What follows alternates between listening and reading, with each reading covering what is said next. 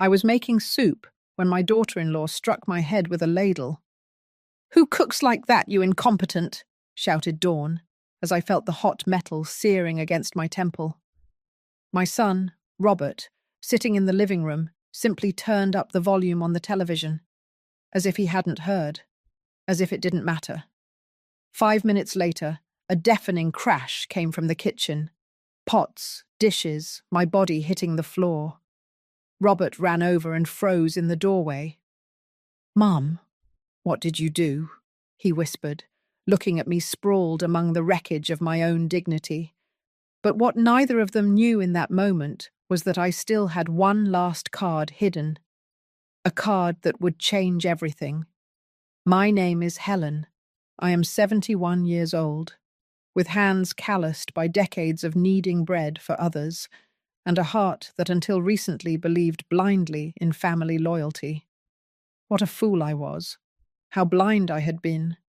6 months ago, I buried my husband, Henry. 50 years of marriage evaporated one April afternoon when his heart decided to give up while he was watering the geraniums in the backyard.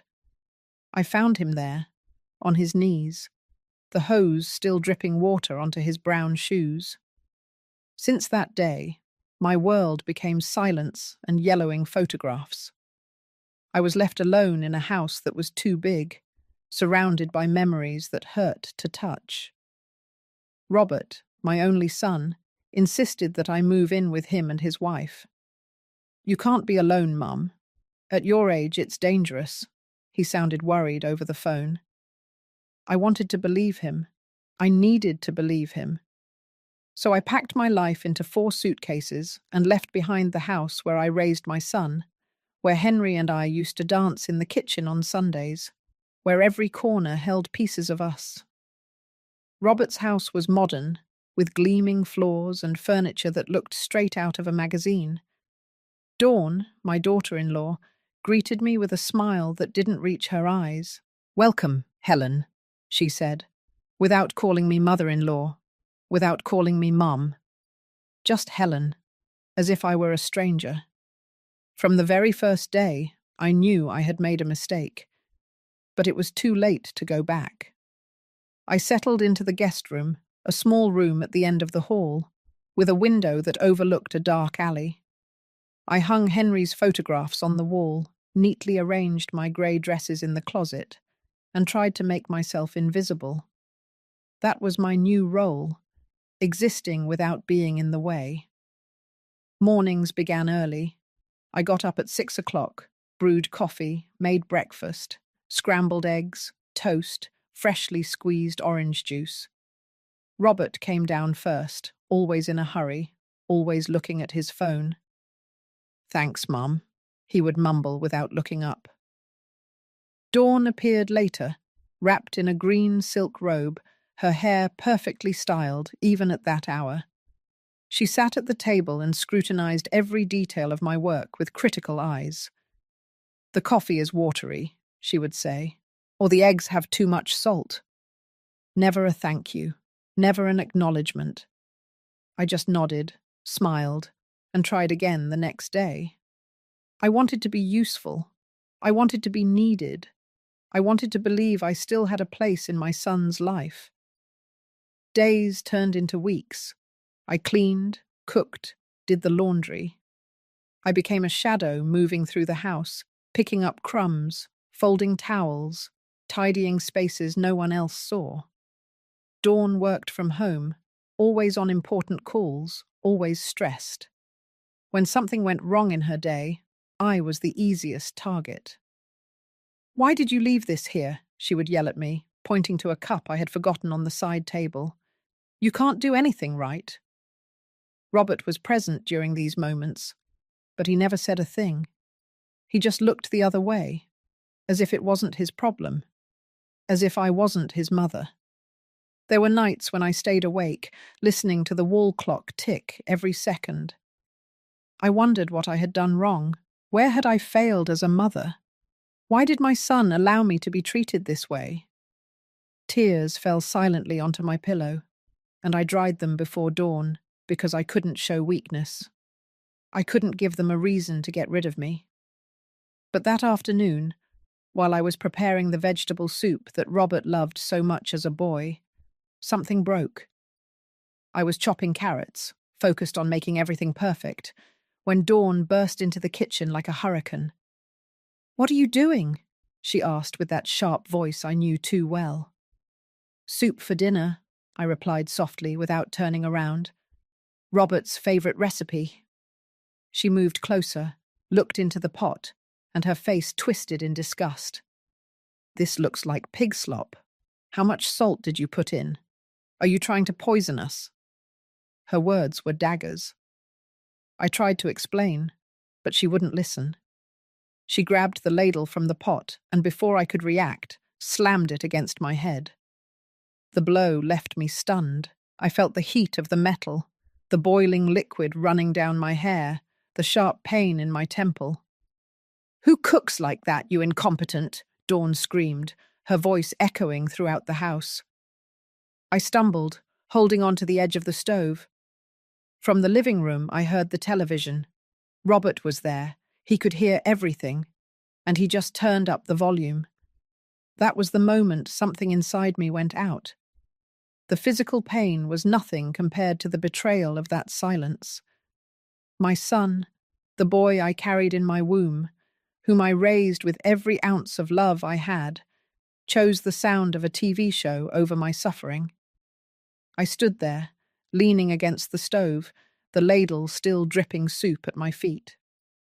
Dawn looked at me with those eyes full of contempt, waiting for me to apologize, to kneel, to beg her forgiveness for existing. But I could only think of Robert, of how the television volume had increased just as she screamed, of how he knew exactly what was happening and chose not to see it. "You're pathetic," Dawn spat, crossing her arms. "Look at this mess.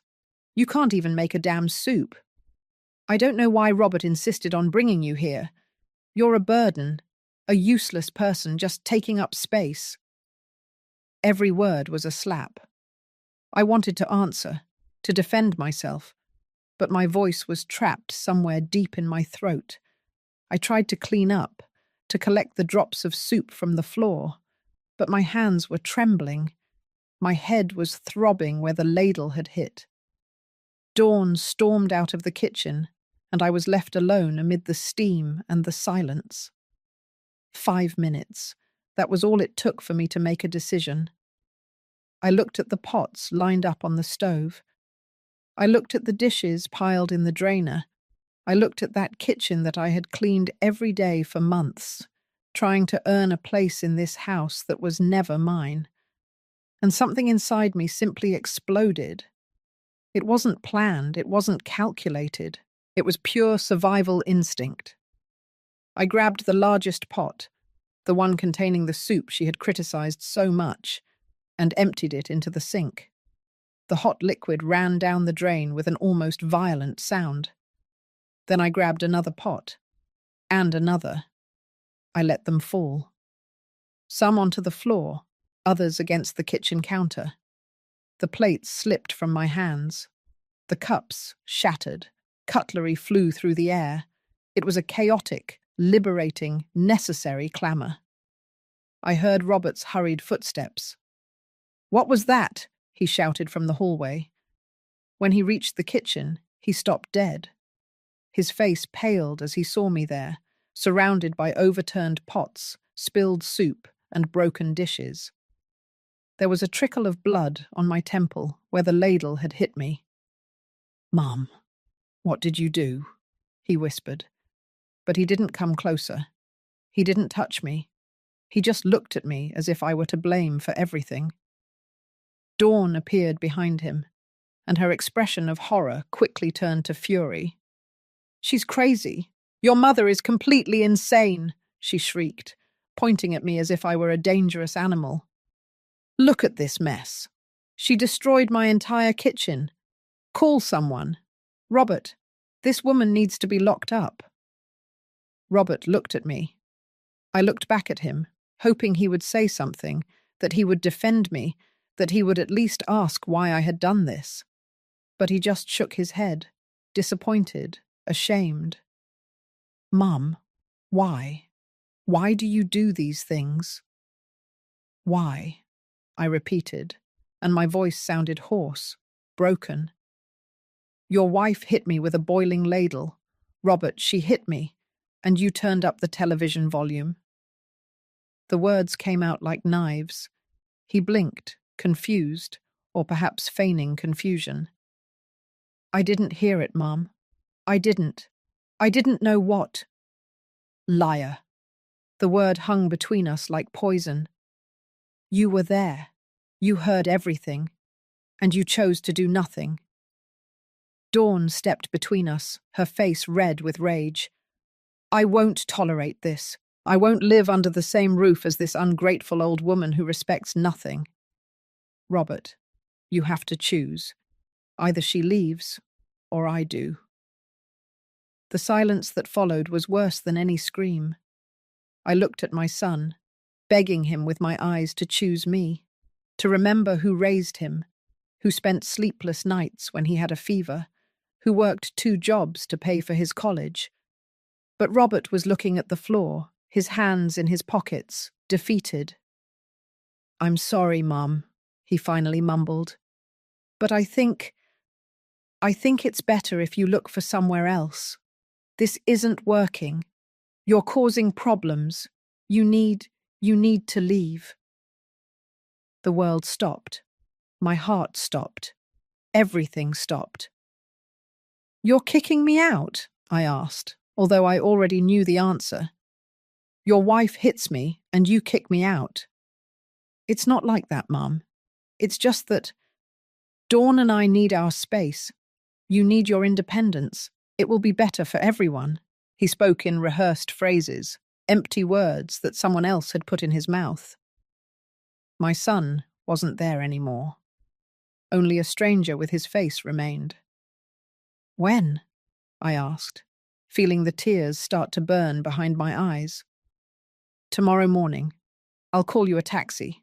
You can stay in a hotel while you find something permanent. I'll help you with some expenses at first. He was dismissing me like an employee. He didn't even have the courage to look me in the eye. That night I didn't sleep. I stayed sitting on the edge of the bed, looking at Henry's photographs, wondering what he would say if he could see me now. I packed my things slowly, folding each item carefully, as if external order could contain the internal chaos. At dawn, I heard the taxi horn. Robert was waiting for me at the door with $200 in his hand. For you to settle in, he said, unable to meet my gaze. I didn't hug him. I didn't say goodbye. I just took the money, grabbed my suitcases, and left that house without looking back. The taxi driver asked me where I wanted to go. I had no answer. To any cheap motel, I finally told him. He took me to a place on the outskirts of Los Angeles, one of those roadside hotels with flickering neon signs and carpets that smelled of dampness. The room cost $30 a night. I did the math in my head. With $200, I could survive for less than a week. The motel room was small, with stained beige walls and a bed that creaked every time I moved. There was a window overlooking the parking lot, where cars came and went at all hours of the night. The neon light of the sign flickered every few seconds, bathing everything in a sickly reddish glow.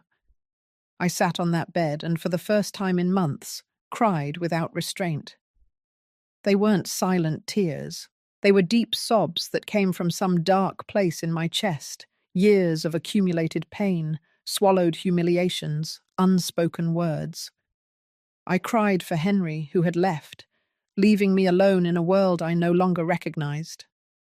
I cried for Robert, the child who once hugged me and called me his hero. I cried for myself, for the woman I had been, and who now didn't know who she was. When the tears dried, only the emptiness remained. I looked at myself in the bathroom mirror, under the cruel fluorescent light. A 71-year-old woman stared back at me. Deep wrinkles, swollen eyes, messy grey hair. There was a purple mark on my temple where the ladle had hit me. I touched the wound gently and felt how the physical pain was almost a relief compared to the other pain, the one without a name. The days began to blur. I stayed in the room all the time, watching television without really seeing it, eating the bare minimum. I only went out to buy something from the vending machine in the hallway: salty chips, instant coffee, granola bars. Once, the machine swallowed my last $2 without giving me anything in return. I stood there, watching the money disappear, and felt it was a perfect metaphor for my life. I sent messages to Robert. At first, I tried to be dignified. "Son, I need to talk to you." Nothing. Then I tried to be more direct. "Robert, I'm running out of money." Silence. Finally, I stopped trying. The messages were marked as read, but there was never a response. It was like shouting into a bottomless pit. A week later, the money ran out. The motel receptionist, a man in his 40s with a prominent belly and tired eyes, knocked on my door. "Ma'am, I need you to pay or vacate the room." His voice wasn't cruel, just professional, indifferent. I explained my situation, begged for one more day, but he just shook his head. "I'm sorry, ma'am. Those are the rules." I packed my suitcases again, 4 suitcases that now weighed like corpses. I dragged them through the parking lot under a scorching sun, not knowing where to go. I walked for hours. My feet hurt. My hands had blisters from carrying so much weight, but I kept going because stopping meant accepting that I had nowhere to go. I ended up in a park near downtown Los Angeles. There were metal benches under the trees, pigeons pecking at crumbs, children playing on the swings. I sat on a secluded bench and watched life continue as if I didn't exist. A woman passed with her young daughter. The girl looked at me curiously, but her mother pulled her hand and quickened her pace, as if poverty were contagious. That was my first night sleeping on the street. I didn't really sleep. I stayed seated, clutching my purse, startled by every noise. There were other homeless people in the park, mostly men, who huddled under cardboard.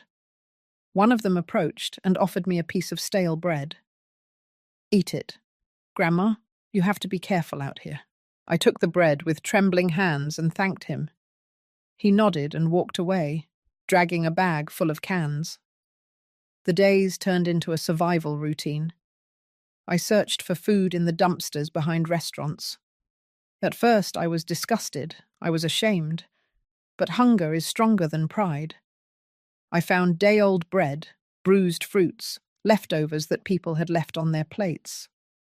I ate hidden in alleys where no one could see me. There was a church a few blocks away that served soup on Tuesdays and Thursdays. I lined up with dozens of other people, all with broken stories written on their faces. A young volunteer served me the bowl with a compassionate smile that made me feel even smaller. "God bless you," she would say. I just nodded, unable to form words. Nights were the worst, cold, long, full of fear. I lay on the bench with my suitcases around me, using my sweater as a blanket. I heard distant sirens, occasional shouts, the constant hum of the city that never slept. I thought about Robert, lying in his comfortable bed, in his heated house, while I shivered under the stars. I wondered if he thought about me, if he cared, if he knew his mother was sleeping on the street.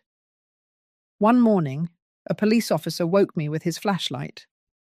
"Ma'am, you can't stay here. You have to move."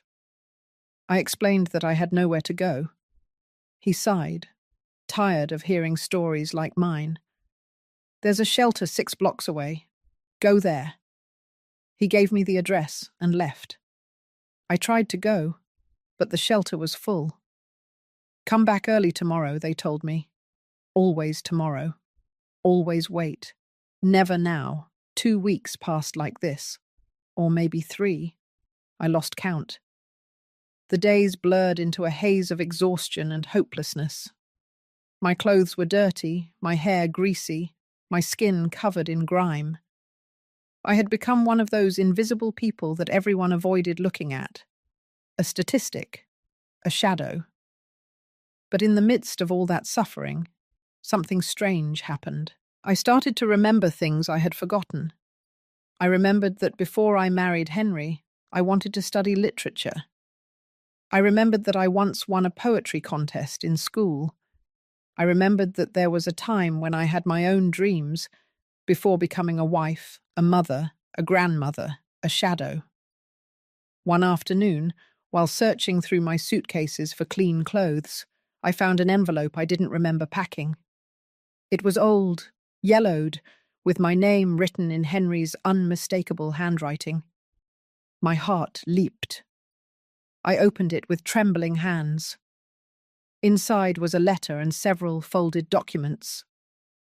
The letter began with "My dearest Helen." I immediately recognized when he had written it. It was from 2 years ago, when Henry had been hospitalized with pneumonia. I thought it had just been a scare, but now I understood that he had faced his own mortality. "If you are reading this, it means I am no longer with you," the letter said. "Forgive me for not telling you everything while I was alive. I always wanted to shield you from the worries of money, of business, of legal complexities. But now I see it was a mistake to keep you in the dark." My eyes filled with tears as I read. Henry's voice resonated in every word. "For the last 30 years, I made investments, small at first, then larger. I bought properties when no one wanted them, in neighborhoods that later became valuable. I saved every extra cent. I did it all thinking about our future, about your security. I never told you because I didn't want you to worry, because I wanted to surprise you in our old age with the peace of mind of knowing you would be well taken care of." My breathing quickened. I unfolded the documents that accompanied the letter. They were deeds, property titles, investment certificates. My eyes scanned the papers, unable to believe what they were seeing. An apartment building downtown, another one in the northern area, company stocks, bank accounts with numbers that seemed impossible. My hands were trembling so much that the papers almost fell to the ground. I read each document once, twice, 3 times, trying to process the information. There were 13 properties in my name. 13. Entire buildings, apartments, commercial spaces, and one of those addresses was painfully familiar. Magnolia Street, number 452. It was the building where Robert and Dawn lived, the building where I had been kicked out, where I had been humiliated, hit, and discarded like trash, was mine. It had been mine all this time. I felt something churn in my stomach. It wasn't just surprise. It was a mixture of disbelief, pain, and something darker that was slowly beginning to grow. Henry's letter continued on the second page. "Contact the lawyer Roger Mendez. He has all the original documents and will help you with everything. His number is at the end of this letter. Helen, my love, never let anyone make you feel less than you are. You are a strong, capable, valuable woman. If someone treats you badly, remember that you have the power to defend yourself. I loved you every day of my life. Take care. Your Henry." I sat on that park bench, surrounded by my suitcases, holding the proof that I was not the destitute woman everyone saw passing by. I was the owner of an estate valued at millions of dollars. Millions. And I had been sleeping on the street, eating from the garbage, begging for crumbs. The irony was so brutal that I didn't know whether to laugh or cry. I did both. I laughed like a madwoman as tears streamed down my dirty cheeks. People passing by looked at me with pity or fear, moving away from the crazy old woman in the park. But I wasn't that woman anymore. Or maybe I still was, but now I knew something they didn't. I searched through my things until I found a payphone that still worked. I dialed the number for the lawyer, Roger Mendez, with trembling fingers. It rang 3 times before a professional voice answered. Mendez and Associates Law Firm, how may I help you? I need to speak with the lawyer, Roger Mendez. It's about Henry Salazar. My voice sounded hoarse, broken from weeks of barely using it. There was a pause. Who is speaking, please? I am Helen Salazar, Henry's widow. Another pause, longer this time. Mrs. Salazar, we have been trying to contact you for months. Where are you? Mr. Mendez urgently needs to see you. I gave them the park's address. They told me they would send a car in less than 30 minutes. I returned to my bench and waited, clutching those documents as if they were the only real thing in the world. Maybe they were. The car that arrived was black, elegant, with tinted windows. The driver got out and looked at me with a neutral, professional expression, as if picking up homeless women were part of his daily routine. Mrs. Salazar? I nodded. He loaded my suitcases into the trunk and opened the back door for me. The interior smelled of leather and expensive air freshener. I felt dirty, out of place, but I didn't care anymore. The law firm was in the financial district, in one of those glass buildings that reflected the sky. We went up in a silent elevator to the 15th floor. The receptionist looked me up and down, but didn't say anything. She just pointed down a hallway. Mr. Mendez is waiting for you in his office. Roger Mendez was a man in his 50s, with perfectly combed grey hair and thin-rimmed glasses. He stood up when I entered, and for a second I saw surprise on his face at my state. But he quickly replaced it with a professional expression. Mrs. Salazar, please have a seat. I can offer you water, coffee. Water, please. My voice was barely a whisper. He poured a glass from a crystal carafe and handed it to me. I drank as if I hadn't had water in days, which was, in a way, true. Mrs. Salazar, we have been trying to locate you since Mr. Henry passed away. We left messages at your old house. We sent letters. Your son told us you had moved, but he didn't provide us with a contact address. My son. The words came out bitter. My son kicked me out of his house 3 weeks ago. I've been living on the street. The lawyer frowned. I understand. I am very sorry to hear that. But I want you to know that your financial situation is very solid. Your husband was an extremely foresightful man. Have you reviewed the documents he left you? I took the wrinkled envelope from my purse and placed it on the desk. I found them yesterday. I don't understand everything they say. Roger looked them over carefully. Ah, I see. These are duplicates. I have the certified originals here. Allow me to explain your current situation, Mrs. Salazar. You are the owner of 13 properties in the city, valued at approximately $8 million in total. Additionally, you have investments in funds and stocks, worth an additional $2 million. Your husband also left you 3 bank accounts with readily available cash of approximately $500,000. The numbers floated in the air like something unreal. $10 million. 10 million. And I had been searching for food in dumpsters. It can't be real, I whispered. It is completely real, Mrs. Salazar. And there's something else you should know. One of the buildings you own is on Magnolia Street, number 452. According to our records, your son Robert Salazar and his wife Dawn occupy apartment 301 in that building. That's correct. I nodded slowly. That's correct. Then you should know that they have been living there under a reduced rent contract that your husband granted them 5 years ago. They pay barely $400 monthly for an apartment that would be worth $2,500 on the market. It was a family favor that Mr. Henry granted them. $400. Robert was paying $400 to live in a luxury apartment thanks to his father's generosity. And he had kicked me out onto the street. He had left me with nothing. The lawyer continued speaking, explaining details about taxes, property management, but I barely listened. My mind was processing something else. "Can I cancel that contract?" I asked suddenly, interrupting him. Roger stopped and looked at me attentively. "You are the owner, Mrs. Salazar. You can do whatever you wish with your properties. However, there are legal procedures we must follow. You can't simply kick them out without notice." "I don't want to kick them out yet." The words came out cold, calculated.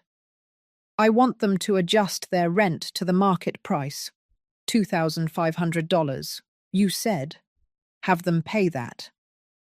The lawyer nodded slowly. "That is within your rights. We would have to notify them 30 days in advance about the change in contract terms. Are you sure you want to proceed?" "Completely sure." Roger took notes on his computer. "Very well. I will prepare the necessary documents. Now, Mrs. Salazar, there are more immediate matters we must attend to. Your housing situation, for example. You have several options. You can move into any of your unoccupied properties, or I can help you find a temporary place while you decide what to do. I want to see the other buildings. All of them. I want to know exactly what I own." "Of course. We can organize visits starting tomorrow. In the meantime, allow me to arrange a hotel room for you, an appropriate place where you can rest and recover." He stood up and made a call. In minutes, everything was coordinated. A 5-star hotel downtown, executive suite, all paid for from my own account. Before I left, Roger handed me a bank card. "This has access to one of your checking accounts. There are $50,000 available for immediate expenses. Use what you need." "And Mrs. Salazar, one more thing. Your husband asked me to tell you something if you ever came to see me under difficult circumstances. He made me promise." He took a sealed envelope from a drawer. He told me, verbatim, "If my Helen comes to you beaten down by life, give her this and tell her that I always knew she was stronger than she thought she was." I took the envelope with hands that no longer trembled so much. I opened it right there, in front of the lawyer, Roger. It was another letter from Henry, this one shorter, written in black ink on thick paper. "My love, if you are reading this, it means someone hurt you enough that you sought help. I know your pride. I know how hard it is for you to ask for anything. But I want you to know one thing.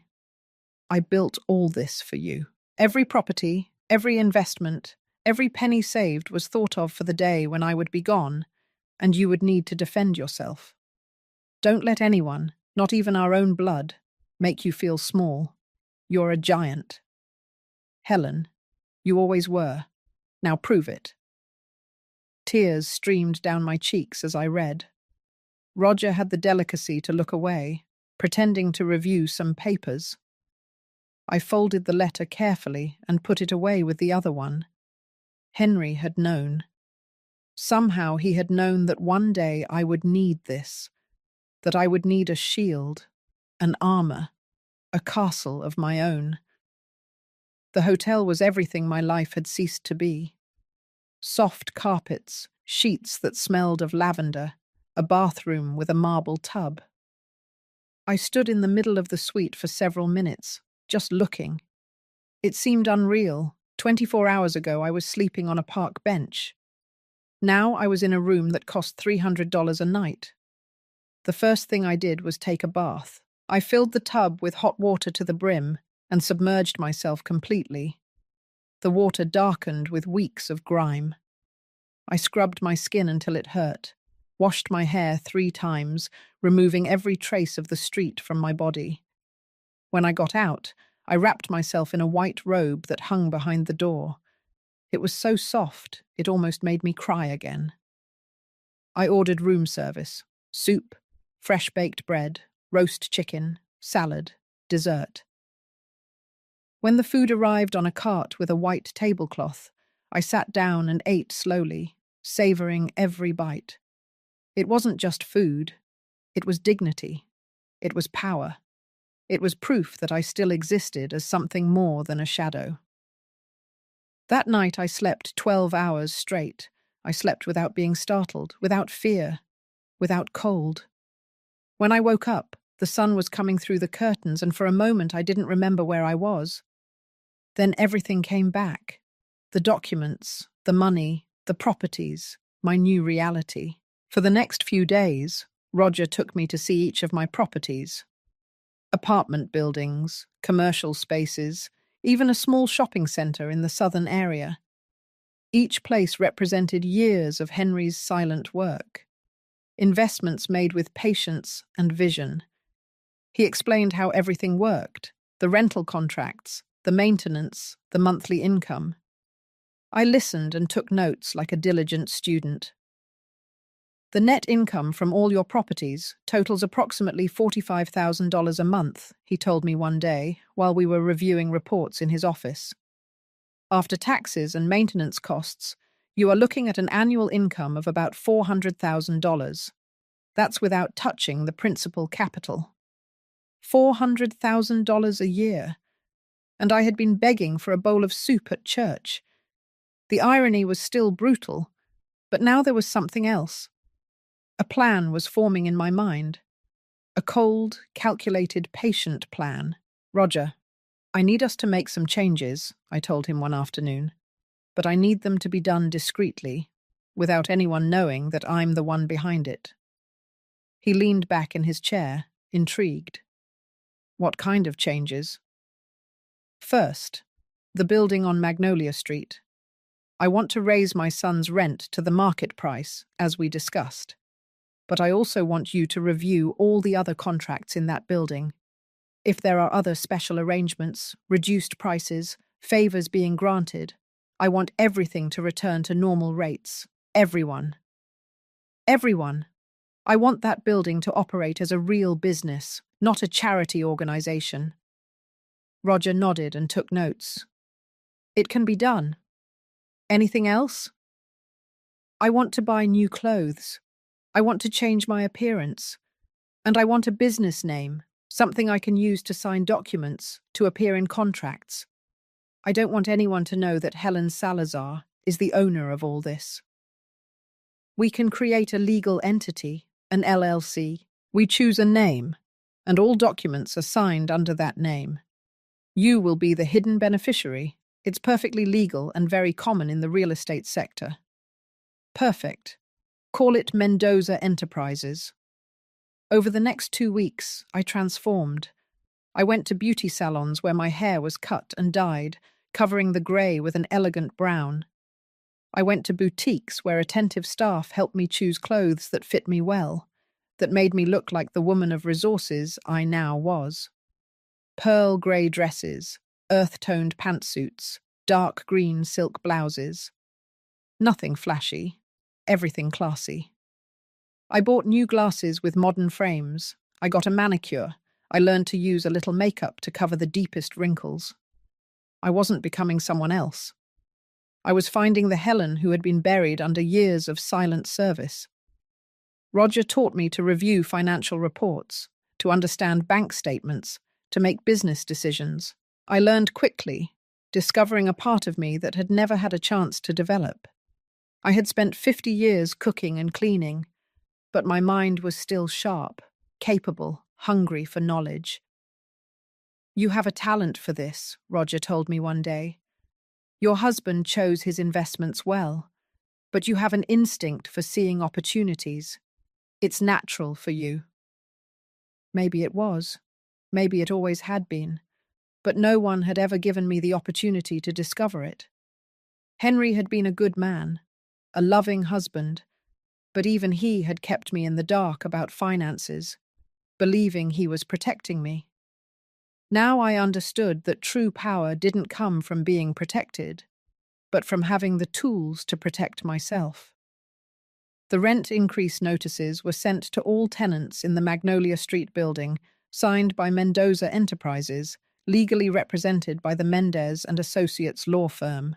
The increases were justified, within legal limits, but they were significant, especially for those who had been paying reduced rates for years. Roger kept me informed of the reactions. Some tenants called furiously, others tried to negotiate. "There's one apartment in particular that has called 7 times," he told me one afternoon. Apartment 301, a Robert Salazar. He says he had a special contract with the former owner, that this must be a mistake. "It's not a mistake," I replied calmly. "Tell him the special contract expired with the death of Mr. Henry Salazar. He must now pay the full rate or vacate. He is asking to speak with the owner directly. Tell him the owner is unavailable. All communications must go through you." Days passed. Roger kept me informed. "Mr. Salazar is trying to get a loan to cover the new rent amount. Apparently, he and his wife are living beyond their means. They have credit card debt, a financed car. The rent increase is putting significant pressure on their finances." Good. The word came out cold, without emotion. I didn't feel satisfaction exactly, but I didn't feel guilt either. I was watching the natural consequences of the decisions Robert had made. He had chosen a wife who spent more than they earned. He had chosen to live in luxury that he could only afford, thanks to his father's generosity. He had chosen to kick his mother out onto the street. Now he was seeing the price of those choices. But I wasn't finished.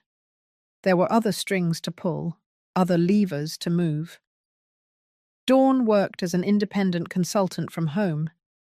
I did a little investigating using resources Roger provided me. I discovered that one of her main clients rented space in another one of my properties at the South Commercial Plaza. "Roger, this client who rents Unit 203 at the South Plaza, how much do they pay?" He checked his files. $2,200 a month. It's a large space. Good business. They always pay on time. Raise their rent to $3,500. That is a very significant increase, Mrs. Salazar. They might decide to move. Then let them move. It's my property, and I want to charge what it's worth. The client at Unit 203 did not move, but they did reduce their expenses. One of the first things they cut was contracts with external consultants, including Dawn. Roger informed me almost casually during one of our weekly meetings. "By the way, it seems your strategy is having side effects. The business at the South Plaza cancelled several vendor contracts. One of them was with Dawn Salazar, your daughter-in-law." I didn't say anything. I just nodded and continued reviewing other documents. But inside, I felt something akin to satisfaction. It wasn't revenge yet. It was justice. It was the universe readjusting, removing unearned privileges, balancing the scales. Weeks passed. I continued living in the hotel, studying, learning, transforming. I signed up for an online course on property management. I read books on personal finance that I had never had time for before. I met with other property owners that Roger knew, listening to their stories, absorbing their experience. One afternoon, while having coffee on the hotel terrace, Roger called me. "Mrs. Salazar, there's a situation you need to know about. Your son Robert requested a hearing with the building's management. He is 2 months behind on rent. Under standard policies, we have the right to initiate eviction proceedings." "How much does he owe?" $5,000 in total, plus late payment fees. $6,200 total. $6,200. I could have paid it with the money I had in my purse at that moment, but I wouldn't. "Proceed with the eviction, following all legal protocols, of course." "Are you sure?" "Once we start, the process is public. It is filed in the courts. It will appear on his credit history." "I am completely sure." That night I couldn't sleep. Not out of guilt or regret, but from a complex mixture of emotions that I didn't know how to name. I stood in front of the bathroom mirror, looking at the woman who stared back. She no longer looked like the one who had arrived at Roger's office 2 months ago. This woman had straight shoulders, a firm gaze, a jaw clenched with determination. This woman didn't beg. She didn't apologize for existing. This woman collected what she was owed. The following days were a whirlwind of legal activity. Roger kept me informed of every step. The eviction notice was delivered. Robert had 30 days to pay the full debt or vacate the apartment. According to Roger, my son had called the firm every day, sometimes several times a day, demanding to speak with the owner, asking for extensions, offering payment plans. "What did you tell him?" I asked. "What you instructed me to, that all policies apply equally to all tenants, that there are no exceptions, that if he cannot pay, he must vacate."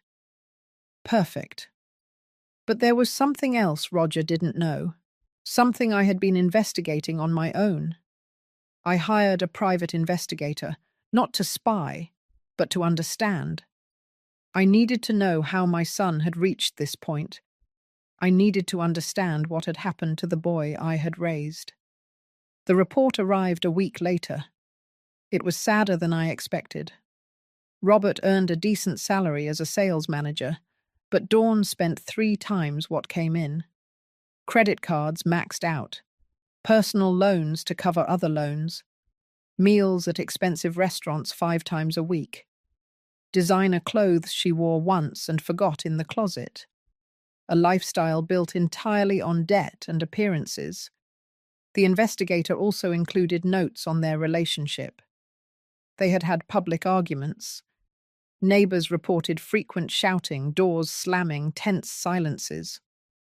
Dawn blamed Robert for not earning enough money. Robert blamed Dawn for spending too much. It was a vicious cycle of resentment and recriminations. I read the entire report twice. A part of me, the part that was still a mother, wanted to intervene.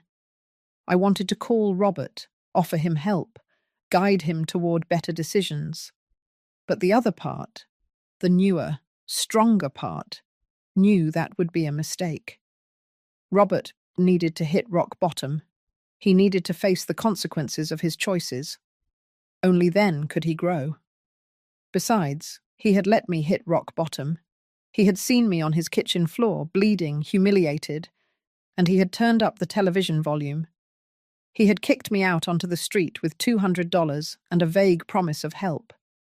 He hadn't called to check if I was alive. He hadn't asked if I had somewhere to sleep. He hadn't cared. That was the truth that hurt more than any physical blow. My son had stopped caring about me long before kicking me out of his house. Maybe he had never really cared. Maybe he only saw me as an obligation, an inherited burden that he had finally found a way to discard. On day 28 of the eviction period, Roger called me. Robert paid. He got the money somehow. He paid the full $6,200 this morning. I felt something akin to disappointment. Where did he get the money? I don't know for sure, but I have a theory. There is a new charge on the credit report I monitor. A personal loan from a quick loan company, 32% interest rate. He probably borrowed from there. 32% interest. Robert had exchanged one debt for a worse one. He had bought time, but he hadn't solved anything. I understand. Keep monitoring. Let me know of any changes. 2 weeks later, the next rent payment was due. Or rather, it didn't arrive. Robert was late again. This time, I didn't wait. Start the eviction process immediately, I told Roger. No additional warnings. We apply the rules to the letter. While all this was happening in the legal and financial world, I continued with my personal transformation. I signed up for yoga classes in the mornings, not because I needed exercise, although that helped too, but because I needed to learn to be silent with myself, to breathe, to exist without the constant noise of serving others. I also started writing. I bought a brown leather notebook and an elegant pen, and I wrote every night before bed. Not a diary exactly, but reflections. Thoughts about who I had been, who I was now, who I wanted to be. I wrote about Henry, about our years together, about the things I never told him. I wrote about Robert, about motherhood, about how love is sometimes not enough. One afternoon, while writing on the hotel terrace, an elderly woman sat at the table next to mine. She must have been 80 years old, maybe more, with perfectly styled white hair and penetrating blue eyes. "Excuse me for bothering you," she said softly, "but I've seen you here several times, always writing, always alone, and you remind me of myself some years ago." I smiled politely, expecting it to be a preamble to selling me something or preaching to me, but she just continued. "I also went through a late transformation in my life. After my husband died, I discovered I didn't know who I was without him. I had been a wife, a mother, a grandmother, but never just myself, so I had to learn it. Is that your case too?" Her words struck me with uncomfortable precision. "Something like that," I admitted. "The hard part isn't discovering who you are," she said, looking toward the horizon. "The hard part is giving yourself permission to be it, especially when the person you discover is not who others expect you to be." She looked directly at me. "But it's worth it. Completely worth it." She stood up, patted me on the shoulder, and left. I never knew her name. I never saw her again, but her words stayed with me, resonating somewhere deep. She was right. The hard part wasn't discovering who Helen was without Henry, without Robert, without the role of the self-sacrificing mother. The hard part was giving myself permission to be that person, a person who collected what she was owed, a person who didn't automatically forgive, a person who set boundaries and made them be respected. The eviction process advanced relentlessly. Roger sent me updates every 2 days. Robert had hired a cheap lawyer who tried to find technicalities to delay the inevitable. They argued that the rent increase had been excessive, that certain protocols hadn't been followed, that they deserved more time. But Roger had done everything to the letter. Every document was in order. Every notification had been correctly delivered. There was no escape. "The eviction hearing is scheduled for next Thursday," Roger informed me one afternoon. "It's a formality. With the documentation we have, the judge will rule in our favor. Your son will have to vacate within a maximum of 10 days after the ruling." "I'll be there," I said suddenly. Roger raised his eyebrows, surprised. "At the hearing? It's not necessary, Mrs. Salazar. I can represent you completely. In fact, it's better if you're not present. It maintains your anonymity. I want to be there, in the room, but not as an involved party, just as an observer." "You can." He thought for a moment. "Eviction hearings are public. Anyone can enter and sit in the back benches. As long as they don't recognize you, there's no problem."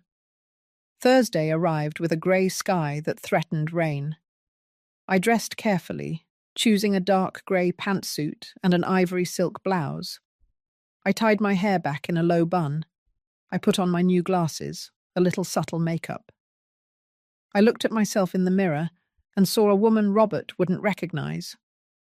I was no longer the stooped mother cooking soup in his kitchen. I was someone else, someone stronger. The courthouse was an old building with hallways that smelled of old paper and stale coffee. I arrived early and sat on the last bench in courtroom 3, where the hearing would take place. There were other people waiting for their own cases, all with that anxious, tired expression that the legal system produces. Robert arrived 15 minutes before the scheduled time. He came with Dawn and their lawyer, a young man in a suit that had seen better days. My son looked terrible. He had lost weight, had deep dark circles, his hair was messy. Dawn, on the other hand, was perfectly groomed, in an emerald green dress that was too elegant for a courthouse, high heels, impeccable makeup. But her expression was one of barely contained fury. They sat in the front, their backs to me. I observed them as one watches a play, distant, analytical. Dawn whispered things into Robert's ear, making abrupt gestures, clearly annoyed. He just nodded, defeated, without the energy to argue. Their lawyer reviewed papers with a worried expression. Roger arrived exactly on time, immaculate in his black suit, leather briefcase in hand. He didn't look at me, just as we had agreed. He sat on the other side, organized, confident. He knew his trade and knew he had a solid case. The judge entered, a woman in her 60s, with a severe expression and efficient movements. Case number 3478, Mendoza Enterprises versus Robert Salazar, the clerk announced. Robert's lawyer stood up first. He argued that the rent increase had been excessive, that his client had lived in the apartment for 5 years with a good payment history, that he deserved special consideration. His voice sounded unconvincing even to himself. He knew he was losing. Roger stood up calmly. He presented the documents, the original contract, the increase notifications, the late payment notices, all perfectly organized. He explained that the special contract had been a courtesy of the former owner, now deceased, and that the new management had decided to normalize all rents to the market price. Completely legal, completely justified. Furthermore, Your Honor, Roger continued, the defendant not only refused to pay the new rent amount, but accumulated 2 months of arrears. He paid under eviction pressure on one occasion, but immediately fell back into delinquency. This demonstrates a pattern of inability or unwillingness to fulfill his contractual obligations.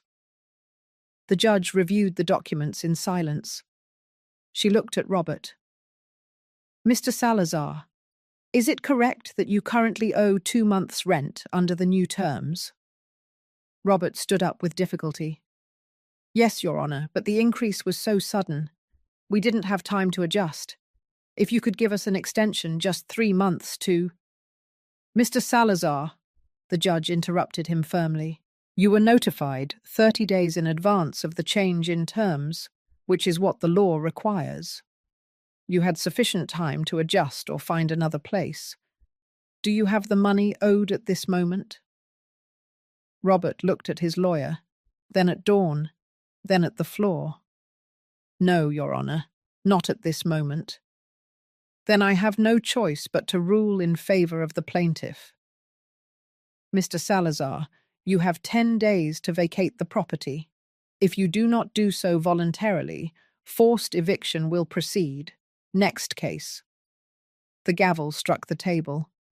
Everything had ended in less than 20 minutes. Robert remained paralyzed in his place, as if he couldn't process what had just happened. Dawn exploded. This is unfair. You can't do this. We have rights, she yelled toward the judge. But it was too late. The next case was being announced. Their lawyer took her arm, trying to get her out of the courtroom before she was charged with contempt. Dawn resisted, shouting incoherent things about corruption and abuse.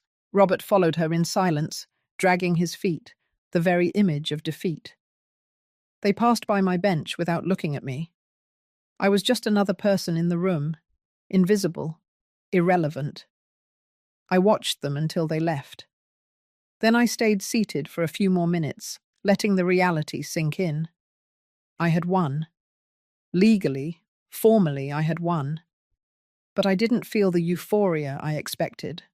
Just a kind of emptiness, like after a storm. I left the courthouse through a side door. Roger had told me he would wait for me at a nearby coffee shop. I found him at a back table, with 2 cups of coffee already served. Well, he said when I sat down, it went as planned. Yes. How do you feel? I thought about the question. How did I feel? Strange, I finally admitted. like I closed a door, but I still don't know what's on the other side. Roger nodded with understanding. What you did today wasn't cruel, Mrs. Salazar. It was just fair. Your son made decisions that led him here. You simply let him face the natural consequences of those decisions. I know. Rationally, I know, but that never changes. Not even when they change. We drank coffee in silence. Roger didn't push me to talk more. He was good at that, at knowing when silence was more useful than words. After a while, he took a folder from his briefcase. I have to show you something. It arrived this morning, a request from one of your other tenants in the Magnolia building. I opened the folder. It was a handwritten letter, addressed to Mendoza Enterprises. It was written by a woman named Martha Gomez, tenant of apartment 105. She explained that she was a single mother with 2 children, who worked as a nurse on the night shift, and had always paid her rent on time. She asked, very respectfully, if it was possible to reconsider the rent increase in her case, or at least stagger the increase over several months. She attached copies of her payment receipts, proof of income, reference letters from her employer. I read the letter twice. What do you think? I asked Roger. It's your decision. Legally, you are not obligated to make exceptions, but this woman seems genuine, and she has an impeccable payment history. I thought about Martha Gomez, whom I didn't know, working night shifts to support her children. I thought about how many times I had been in her position, begging for a little consideration, a little grace. Accept her proposal, stagger the increase over 6 months, and tell her that if she continues to pay on time, we will consider keeping her rent below market permanently. Roger smiled slightly. That is very generous. It's not generosity.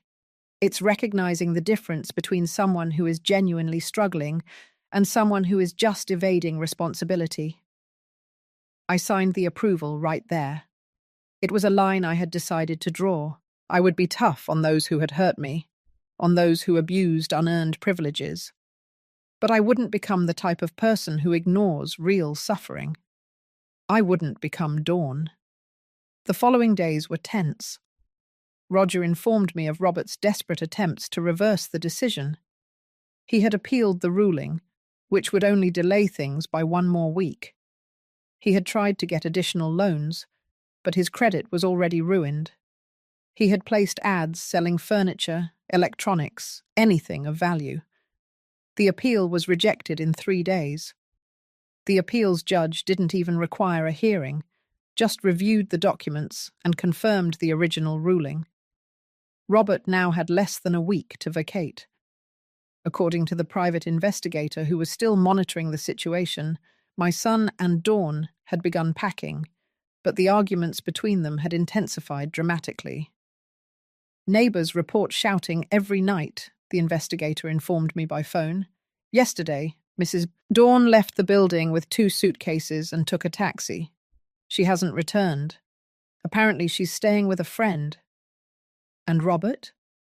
He's still there, alone, packing. One of the neighbors says they saw him crying in the hallway last night while carrying boxes to the elevator. The image hurt more than I expected. My son, alone, crying while packing the remnants of his life. But I didn't call. I didn't intervene. This had to happen. He needed this breaking point. 2 days before the eviction deadline, Roger received an unexpected call. It was Robert, he told me when we met that afternoon. He wants to speak with the building owner. He says he has something important to say. He's begging for a meeting. What did you tell him? That I would relay the message. He wants to see you. The question hung in the air between us. Did I want to see my son? Did I want to hear what he had to say?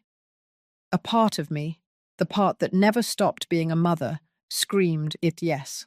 But the other part, the wiser part, had doubts. Do you know what he wants to say? No. only that it's important, that he needs to explain something. I thought for a long minute. Tell him I will agree to see him, but not as his mother, as the representative of Mendoza Enterprises, and it has to be in a neutral place, in your office, tomorrow at 3 o'clock in the afternoon. Roger nodded. Does he want me to be present? No, I have to do this alone. That night I didn't sleep. I mentally practiced what I would say, how I would react. I stood in front of the mirror and rehearsed maintaining my expression neutral, firm, without betraying emotion. I had to be strong.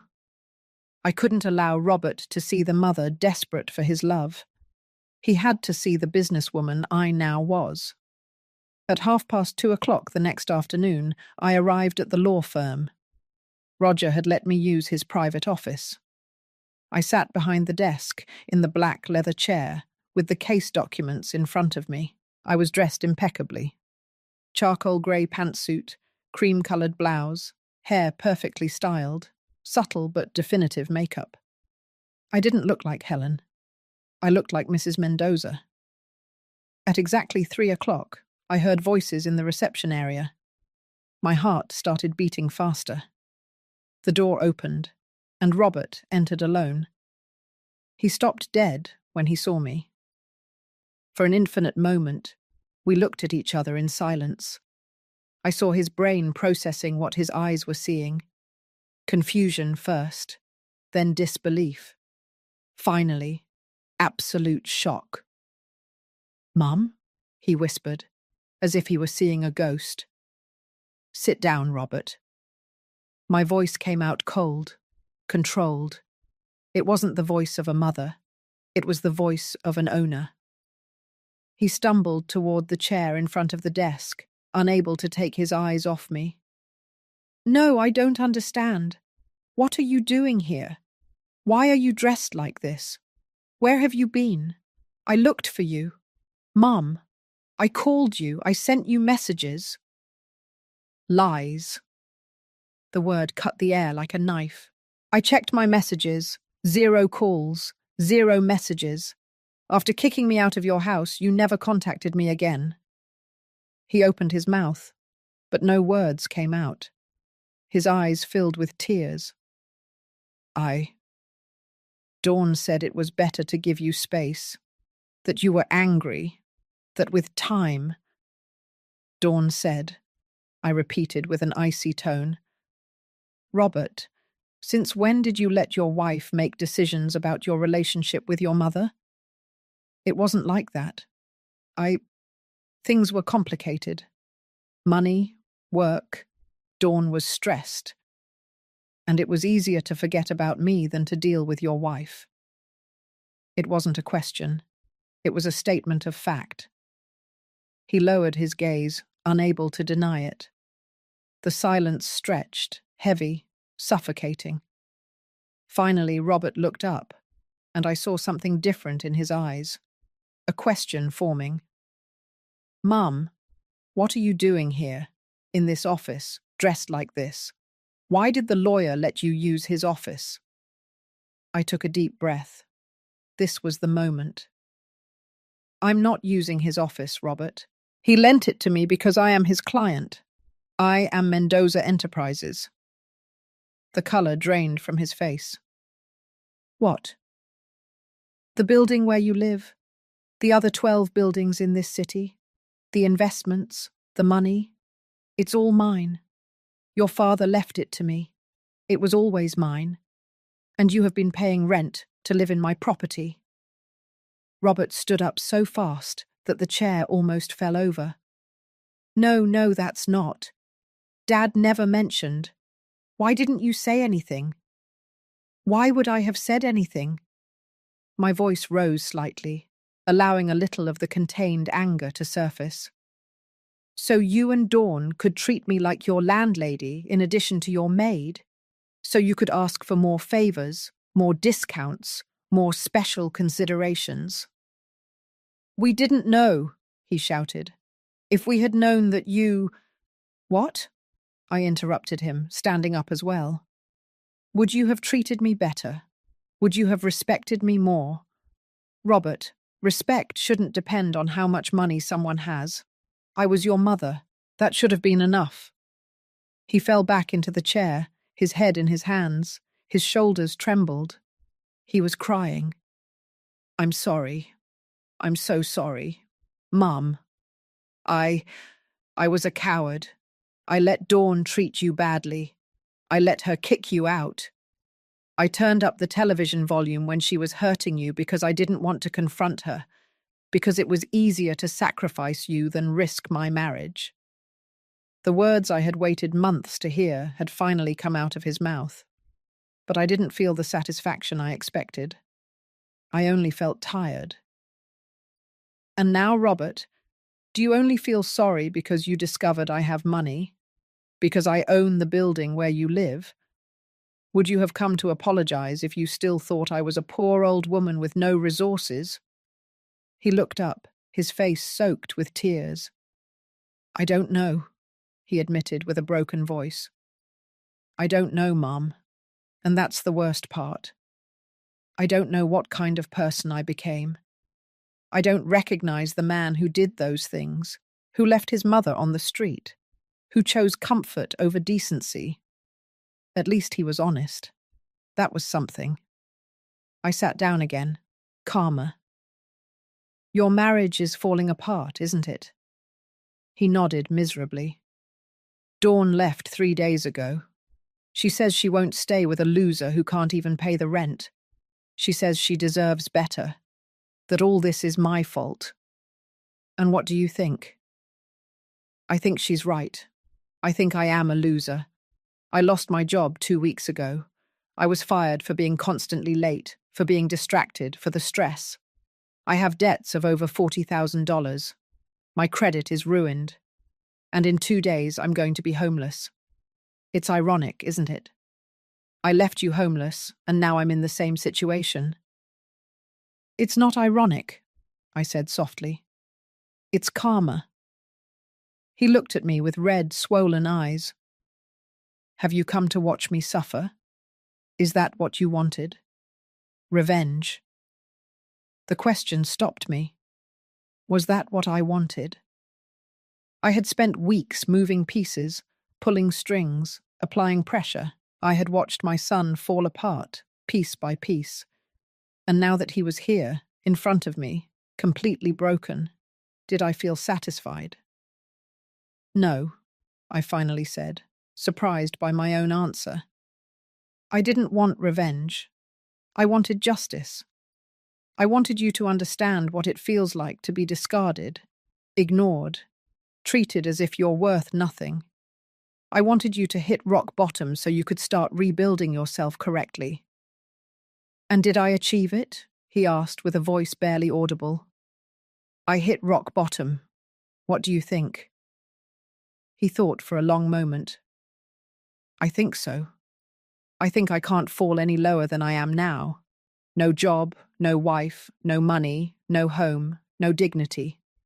Without you. The last 2 words came out as a torn whisper. I remained silent, letting his words float between us. Robert had reached the bottom. I could see it in his eyes, in the way his shoulders slumped, in how his hands trembled on his knees. This was the moment I had been waiting for, the moment my son finally understood the weight of his actions. Do you know what the worst part of it all was, Robert? I finally said. It wasn't the blow with the ladle. It wasn't sleeping on the street. It wasn't searching for food in the garbage. It was the sound of the television volume going up. It was knowing that my own son heard me cry out in pain and chose to do nothing. He sobbed, covering his face with his hands.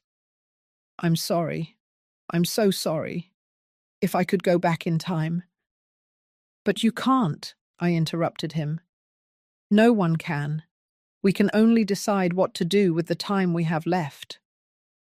Robert looked up, hope and fear mixed in his expression. What? What's going to happen now? I leaned back in the chair, studying him. My son. the baby I had carried in my arms, the child who ran to me when he fell, the teenager who hugged me before going off to college. All that was still there, buried under bad decisions and cowardice. But there was also the man who had betrayed me. Both versions were real. "The eviction proceeds," I said firmly. "I am not going to cancel it. You need to leave that apartment. You need to leave that life behind." His face crumbled. "I understand. I have no right to ask you for anything. Can I ask you something? Where were you all those months? How did you survive before you discovered the properties?" I told him. Not everything, but enough. The nights in the park, the hunger, the cold, the machine that swallowed my last dollars. Every word was a dart that I watched embed itself in him. He needed to hear it. He needed to understand the full cost of his abandonment. When I finished, Robert was openly weeping, not trying to hide it. "I failed you in the worst possible way.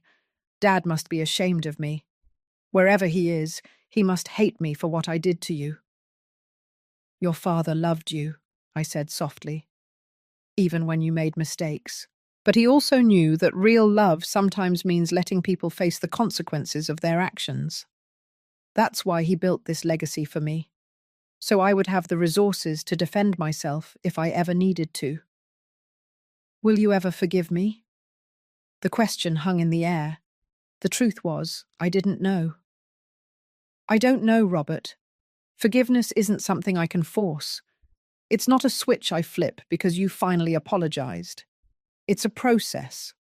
And first, I need to see real change, not just pretty words born of desperation." He nodded, wiping his tears with the back of his hand. "What can I do? How can I show you I've changed?" "It's not about showing me anything. It's about you becoming the man you want to be, the man your father would have been proud to call his son." I stood up, signaling that the meeting was over. "You have 2 days to vacate. Use that time wisely." Robert stood up slowly, as if every movement cost him enormous effort. At the door, he stopped and turned around. "Mum, one last thing. When I find somewhere to stay, when I manage to get my life sorted out, can I call you? Even if it's just to know you're okay?" I thought about my answer carefully. "You can try, but I don't guarantee I'll answer. Not until I see actions, not just words." He nodded, accepting the terms. "Thank you for seeing me, for listening to me. I know I didn't deserve it." And he left. I was left alone in the office, feeling the weight of what had just happened. It hadn't been the explosive confrontation I might have imagined. There were no screams or dramatic rejections, just the cold, hard truth, served on a platter of inevitable consequences. The following days were spent in a kind of emotional limbo. Roger informed me that Robert had vacated the apartment one day before the deadline. He had left the place clean, the keys correctly handed over. According to the building doorman, he had left in a taxi with only 3 suitcases and an expression of total defeat. "Do you know where he went?" I asked, hating myself for asking. "No, Mom. He didn't say." A part of me wanted to investigate, find out where he was, make sure he at least had a roof over his head. But I held back. Robert was an adult. He needed to sort this out himself. I couldn't keep rescuing him. Dawn, for her part, had completely disappeared. According to my sources, she had moved back in with her parents in another city, blaming Robert for everything. She had posted things on social media about weak men and wasted time, but never mentioned her own role in the disaster. Typical. With the apartment vacant, I decided to make changes. I hired a designer, and we completely renovated the space. New floors, fresh paint, modern appliances. Apartment 301 became the jewel of the building. I rented it in less than a week to a young professional for $3,000 a month. But the building wasn't the only thing that needed renovation. I did too. I decided it was time to leave the hotel and create a real home. I chose one of my properties, a small house in a quiet neighborhood with a garden that faced south. It had 2 bedrooms, a kitchen with large windows, and a wooden deck perfect for mornings. I spent weeks decorating it. I didn't hire designers this time. I wanted to do it myself. I chose simple but elegant furniture. I hung Henry's photographs in the living room, but I also left space for new memories. I planted roses in the garden, tomatoes in pots, aromatic herbs next to the kitchen window. I enrolled in painting classes at a nearby community centre. It turned out I wasn't terrible. My first attempts were disastrous, blobs of colour without shape or meaning. But over time I started creating things I liked. Simple landscapes, still lifes, self-portraits that captured who I was becoming. I also started volunteering at the shelter I had tried to visit that terrible night when I had nowhere to go. I served food twice a week. I listened to the stories of other homeless people, understanding that each one had their own path to despair. I donated generously, but I also gave something more valuable: my time and my empathy. One afternoon, while serving soup, I recognized someone. It was the man who had offered me bread that night in the park. He looked cleaner now, more hopeful. "Grandma," he said, surprised. "Is that you? You look different." "I am," I replied, smiling. I found myself. 3 months passed without news of Robert. He didn't call. He didn't write. Part of me was relieved. Another part felt his absence like a wound that wouldn't close. But I kept going. I continued building my life, discovering who Helen was beyond being a mother, a wife, a shadow. Then, one Saturday morning, while watering the roses, my phone rang. Unknown number. I hesitated before answering. "Hello?" "Mum." Robert's voice, but different, firmer. "It's me. I know you said you might not answer, but I needed to try." My heart beat faster. "Where are you?" "In a small apartment across town. Nothing fancy. Just a studio. But it's mine. I pay for it with my new job. I'm working in a warehouse, night shift. It's not glamorous, but it's honest. I'm paying off my debts, little by little." I felt something loosen in my chest. "I'm glad to hear that." "Mum, I'm not calling to ask for anything. I just wanted you to know that I'm trying. I'm going to therapy. Every week. I'm working on understanding why I made the decisions I did. Why I let Dawn turn me into someone I don't recognize." "That's good, Robert. Really good." There was a pause. "Do you think someday could we maybe get a cup of coffee? It doesn't have to be soon. Whenever you're ready. If you're ever ready." I looked at the roses I had planted, now blooming in coral and yellow tones. I looked at the house I had turned into my sanctuary. I looked at the life I had built from the ashes. "Maybe," I finally said. "Someday, when we are both ready." "Okay, I can wait. I've learned to be patient." His voice cracked slightly. "I love you, Mum. I know I don't have the right to say it after everything, but it's true." "I know," I whispered, and I hung up. I sat on the deck with a cup of tea, letting the morning sun warm my face. I hadn't completely forgiven Robert. Maybe I never would entirely. But there was something more important than forgiveness. I had found peace. I had found my strength. I had found my voice. I took out my notebook and wrote. I learned to forgive myself for waiting so long to defend myself. I learned that self-love is not selfishness. It is survival. It is dignity. It is the foundation upon which everything else is built. The wind rustled the leaves on the trees. A bird sang somewhere nearby. And I, Helen Salazar, 71 years old, owner of 13 buildings, survivor of betrayal and abandonment, a woman reborn from her own ashes, simply existed. Whole. Free. Mine.